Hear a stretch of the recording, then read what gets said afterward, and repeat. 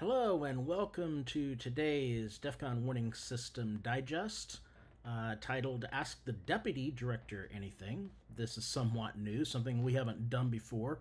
I initially somewhat suggested it in jest, but it did kind of take on a life of its own, and we decided to run with it. We did get some questions, so we're going to delve right into here and see what came up. So let's move to the first one, see what it says. During your threat assessments, does the Doomsday Clock play any role in the decision-making process? Well, the short answer is no. And here's a couple reasons why. First of all, the Doomsday Clock is not focused on any specific crisis. They take a look at the entire world as a whole and set their clock according to that snapshot. Whereas we look at all the individual crises going on, and day by day we make an assessment. And sometimes when our alerts are higher, say around DEFCON 3, we may make that assessment hour by hour. But the Doomsday Clock atomic scientists, they do not put that kind of assessment into it. Secondly, they have moved beyond their initial role of using nuclear war as their metric. They have added in such things as climate change, civil unrest, things like that, which we generally do not take into account in our nuclear war assessments.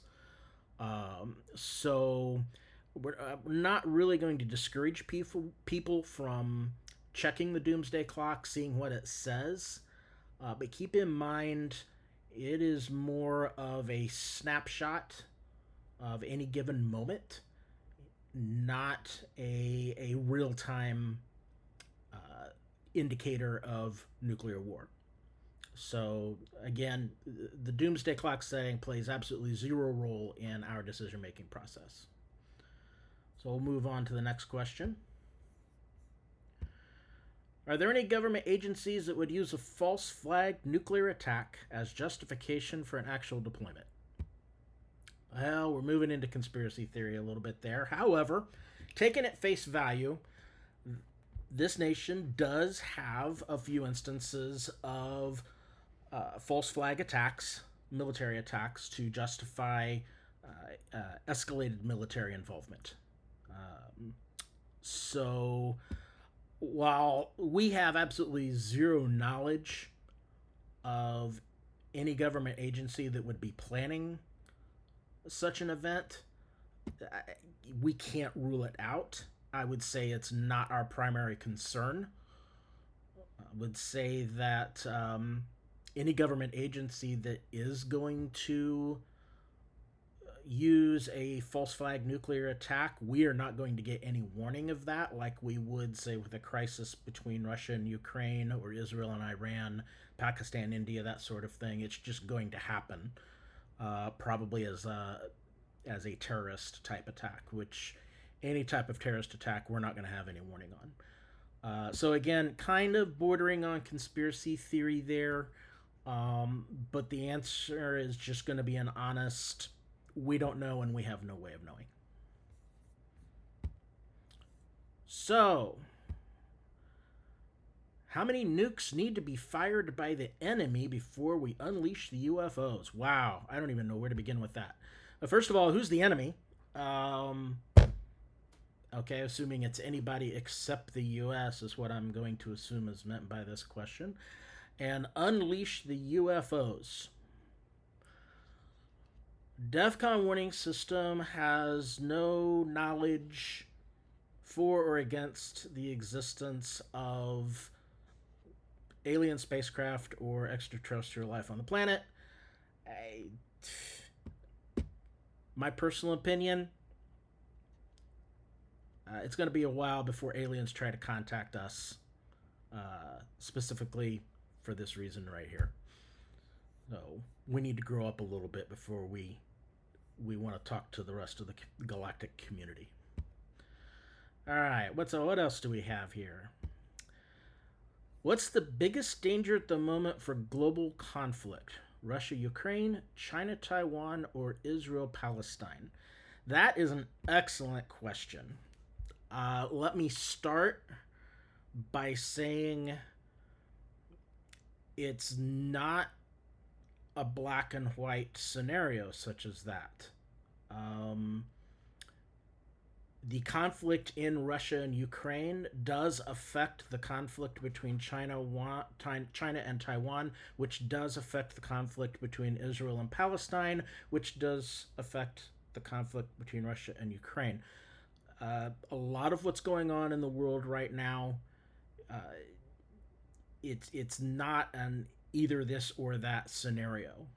A couple of staff members have discussed the possibility that uh, whichever one of these hotspots that we're talking about here, plus a couple of others that are going on, breaks off first, might give permission to some of the others to go ahead and escalate their hotspots because they will think the United States or other actors are going to be too distracted to interfere. Um, so that's my first comment is it's not as black and white as that. However, that being said, um, if I were going to narrow it down to a single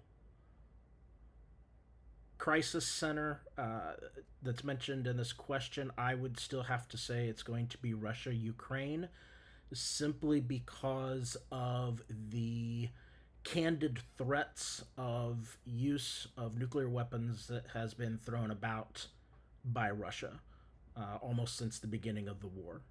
They have reduced the threshold for nuclear use. So if you were going to hold a gun to my head and make me pick one of these, I would say Russia, Ukraine.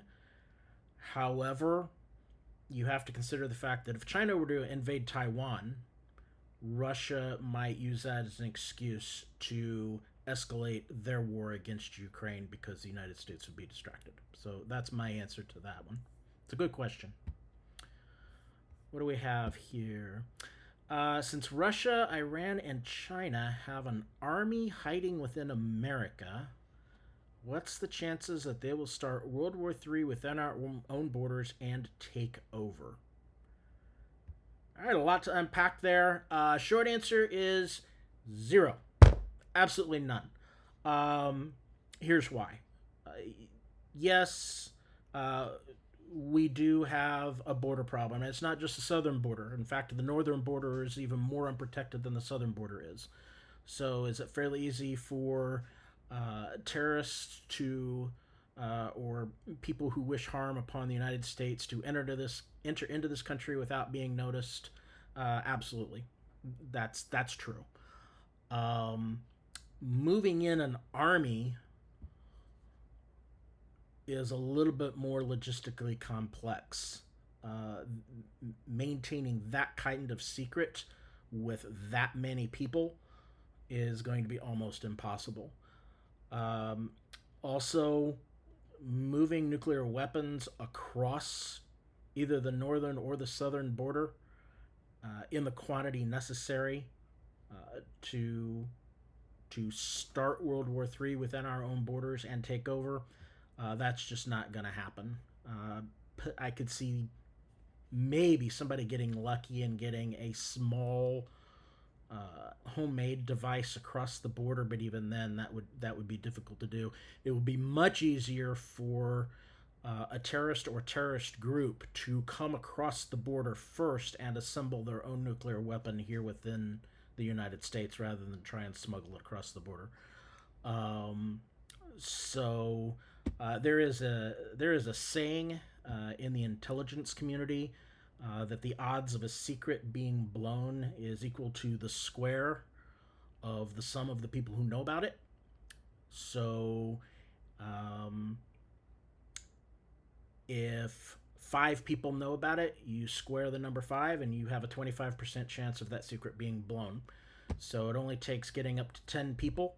10 squared is 100 to 100%. Before a secret's going to get blown, according to that saying. So it's very hard to keep a secret of that proportion sneaking in a so-called army across the border and nobody knowing about it. All right, what do we have here? You said you. I'm assuming that. Yeah, that's referring to me directly. You said you communicate with the people within your small community. You now recently-ish moved in about emergency planning and how you will all work together after societal collapse, whatever it may be. Maybe you could collaborate on how you went about that and approached them about it. All right, that's an excellent question, actually. Um, I'm going to start out by saying one of the most common misconceptions about survival after a nuclear war or any other kind of national or global disaster is the concept of the lone wolf.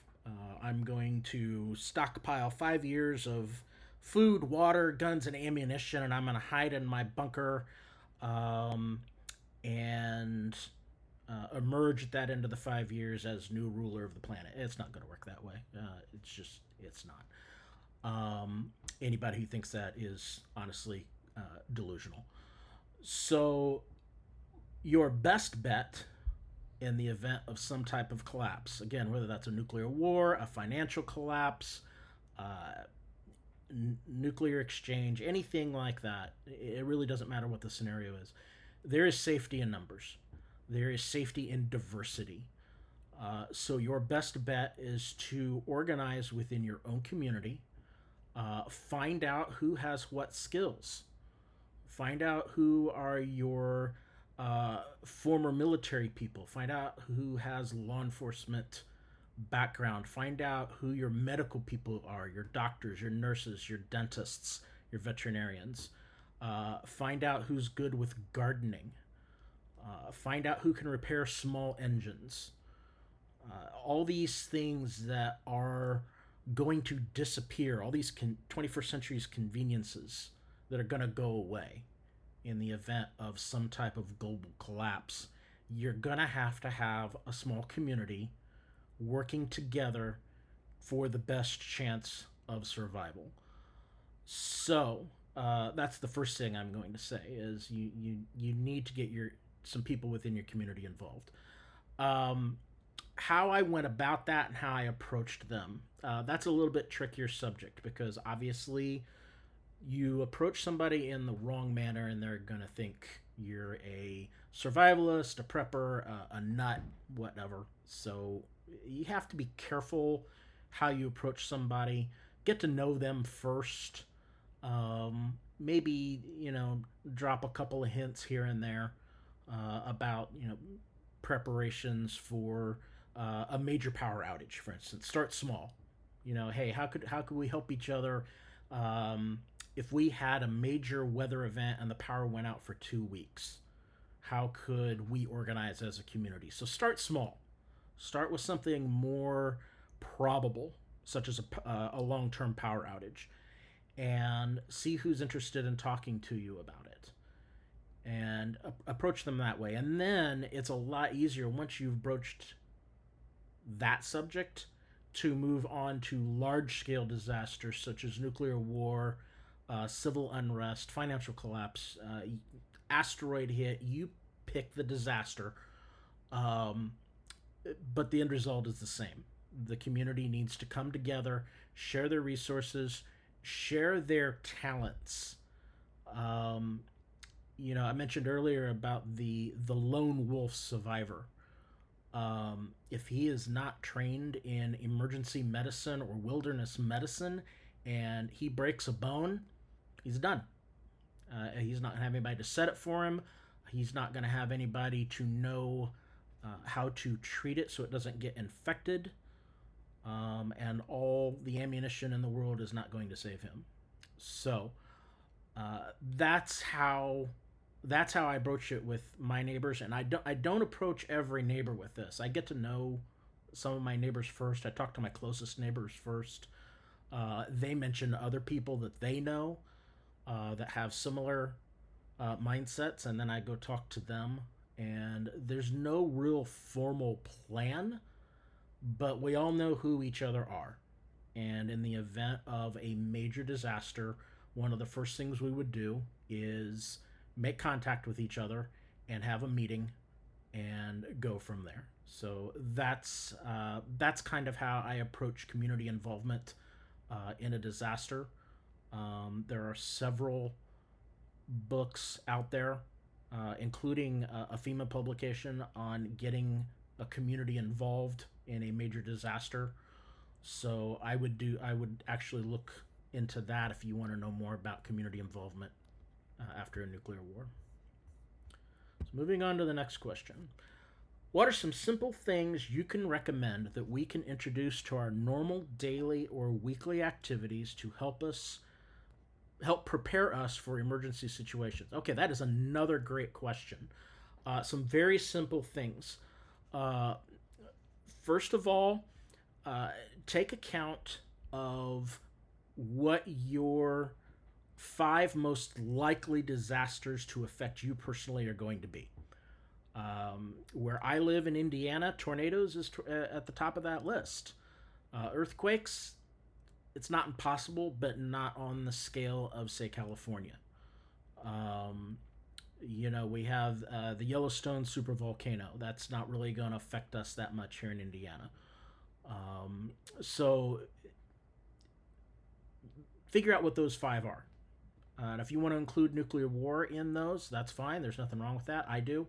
I include nuclear war in one of my top 5. Actually, I shouldn't say nuclear war specifically. Any kind of global catastrophe along the lines of nuclear war would be more correct to say. So make that list, and then figure out, what do I need to survive each one. So going back to the previous example I talked about with the prior question, community involvement, a major power outage for 2 weeks. What do you need to survive without leaving your house for 2 weeks? Well, you need 2 weeks of food, 2 weeks of water, 2 weeks of heat if it's wintertime, and the ability to just stay home and not go anywhere. So you can start with something simple like that and say, okay, over the next month, we're going to spend an extra $10 per week on our groceries. And that extra $10 is going to go towards nothing except stored water and non-perishable foods for emergency situations. And you would be surprised how quickly, at $10 a week added to your groceries, you can build up a 2-week supply of non-perishable food and drinkable water. And then you move on from there. I started out at a week many years ago. I wanted a week's worth of supplies. My joke back then was DHS was really big about their 72-hour kit. And I said, I'm not going to be happy until I have 72 days. So basically, this is not something that most people can go out and spend $5, $6, $7, $10,000 on all at once and be prepared for an emergency situation overnight. You work your way up to it. So set aside a little bit of money for groceries. Have a plan to get home if you're at work when whatever the emergency is hits. And I would approach that from the standpoint of, assume that you cannot use your car. If you can use your car, that's great. Go ahead. But plan for not being able to use your car. My wife and I both have a get-home bag in our vehicle that consists of some water, some food, some other supplies, a change of clothing, things like that we can grab that backpack and we can start walking home and we can make it home safely. This also includes the use of hard copy maps. Don't rely on your phone. You need hard copy maps to be able to navigate. So a get home bag is a definite must, and it can be pretty small and pretty light. It doesn't have to be this huge 60-pound rucksack with a tent and all that on it. It could just be a standard school backpack with some water and some trail mix and a few other things to Make sure that you can get home from work if you're not able to use your car. Have alternate means of communication. Assume cell phones aren't going to work. My wife and I are both licensed ham radio operators. We both carry ham radios with us. We have preset frequencies on which we're going to try to contact each other on a regularly scheduled basis. So make sure you have alternate communication plans. Understand that if cell phone towers don't go completely down, so making a call still might not be easy. So rely on text instead. Text messages will quite often go through when phone calls won't. So alternate communication plans are extremely important. And then just stockpile a little bit of extra medication, over-the-counter medication. Stockpile a little extra ibuprofen, any kind of painkiller. If you can order some antibiotics off the internet, be careful what you order. Things like that. Again, do this over time. Set a goal for yourself and say, okay, by the end of this year, I want to have 2 months worth of supplies set aside. And just slowly spend a little bit of money each week until you reach that goal. So those would be my comments on some simple things that you can do for your normal daily or weekly activities. All right, what do we have next? Yes. Which is better, original Battlestar Galactica or the 2004 reboot of Battlestar Galactica? Okay, I love it. All right. Both. And here's my thought on it. First of all, I grew up with the original Battlestar Galactica. I will say I liked the ship, the original Battlestar Galactica ship, a lot better than the reboot. However, the plot line and the writing and the acting in the reboot was much better than the original. So I'm actually a huge fan of both. But if you had to tie me down and torture me, I would probably go with the 2004 reboot as being better than the original. Good question. What else? Oh, another sci-fi. All right. For the Star Trek franchise, which is your favorite series, least favorite, examples, etc., etc. Okay, so let me say, I was born in the 60s. I grew up with the original series, and I will always be in love with the original series, up to and including the final movies of Star Trek 6 and Generations. Following that would probably be Next Generation, would be my next favorite. My least favorite for now, and keep in mind, I have not watched every single Star Trek series that has come out recently, but my least favorite so far is Discovery. I watched about 2 episodes of that and I was done with it. So that's probably going to get me a lot of hate mail, but you asked. What do we have next? Is it too late for World War III to be averted? No, it's not. It's never too late. Until that first missile actually gets fired, it's not too late. Our hope is always that people will choose to talk over firing a nuclear weapon or just war in general. People need to talk. They need to learn how to talk. We need to learn to settle our differences without killing each other. We can't even accomplish that at the local level, let alone at the international level. So the idealist part of me says, no, it's not too late. Until it actually happens, it's not too late. The more cynical side of me says we're closer to World War III than we have ever been historically. But we can still back away from the brink. If people start to talk to each other and actually listen to each other instead of talking over each other, then yes, I think World War III can be avoided. We'll see if I'm right or not. Okay, last question. The Other Defcon Web. Oh, I know what you're talking about. I know exactly which website you're talking about. The Other Defcon website states what DEFCON level we are at. How does the director actually know what the DEFCON level truly is with global tensions rising? Okay, so let's get something straight. We have stated this on our website. We've stated this on social media. We have stated it in our digests. We have repeated this statement until we are blue in the face. And that statement is we do not know what the United States military DEFCON level is. We have no idea. Even if we did, we would not publish that because it is classified information.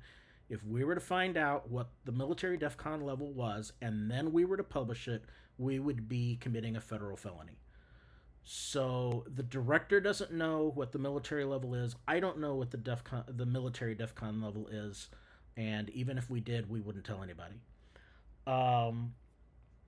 The Other DEFCON website is the same. They have no clue either.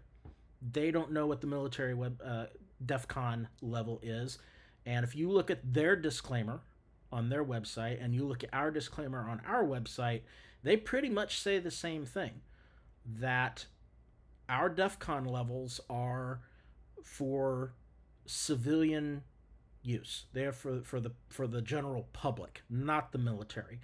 It is entirely possible for the military to be at one DEFCON level and for DEFCON warning system to be at another level because we think the general public needs additional warning on a crisis. So that Other DEFCON website, they have no more idea what the actual level is than we do. The primary difference is we're just more upfront about it. So I'm just gonna put that out there right now and disabuse everybody of that notion that we know what the military level is. We don't. We never have. We never will. Anybody that is claiming to know, hey, I know for a fact the military is at DEFCON 3, they're either lying to you or they're committing a federal felony. One of the two. There's no other gray area in there. So take that for what it's worth. So let me move on how we set our own level with global tensions. And that is basically we focus only on global nuclear threat. What's the nuclear threat? Now, we've got a lot of conventional hotspots going on right now. The big one, obviously, Russia, Ukraine, and Israel, Palestine, and potentially Iran. China and Taiwan aren't really involved in a conventional war, but it's nevertheless a crisis area. A disputed border area along the India-China border is a hot spot. Kashmir between India and Pakistan is a hot spot. North Korea, South Korea is a hot spot. But everything that's going on right now is conventional in nature. So, if two non-nuclear powers are having a conventional war, it's not really going to impact our alert level because the odds of two non-nuclear powers sparking a nuclear war are slim. So really the only things that get our attention is when a known nuclear state or a suspected nuclear state such as Iran starts to get involved in a crisis. That gets our attention. And then we look at what's going on. What's the reason behind what's happening? Are public officials still making public appearances? If the president, the vice president, and other members of the government are keeping their regular schedule, that's a good sign. We're probably not going to raise the alert level. We look at planes in the air. Did all of a sudden all of our B-52s scramble and take off from their bases? That's a really bad sign. That's going to get our attention, and we're probably going to raise the alert level accordingly. So that's a different question I'm kind of getting into, but I wanted to comment on some things that we do look at to issue alerts to the general public. Again, I can't emphasize that enough. Our alerts are designed to give the general public warning. What do we think is coming? What are the potentialities? What steps do we think you need to take to prepare? Fortunately, we've never had to go above DEFCON 3. We've been there a few times. We've always come back down. That doesn't mean we were wrong. Doesn't necessarily mean we were right either. It just means that we saw an escalated potential for a nuclear escalation, and we thought the public should know about it. And then that crisis, through whatever means, was averted and cooled back down, and so we backed down our DEFCON level accordingly. You will see this with us on a regular basis. We will go to DEFCON 4, occasionally DEFCON 3 as crises escalate and de-escalate. So, but I'm going to repeat this one more time because apparently it doesn't matter how many times we say it and where we say it, we do not know the actual military DEFCON level. I'm stating that for the record. We don't know it. We wouldn't tell you if we did. So, those are the questions that I received. I had some fun with some of those. Thank you for sending them in. And if you would like to hear back from me again at some point, my email is eric@defconwarningsystem.com. Please feel free to email me or get a hold of me on our message forums. That's probably the best way to get in touch with me. You can reach out to me directly. And until then, everybody please stay safe, and we will see you at the next digest. Thank you very much.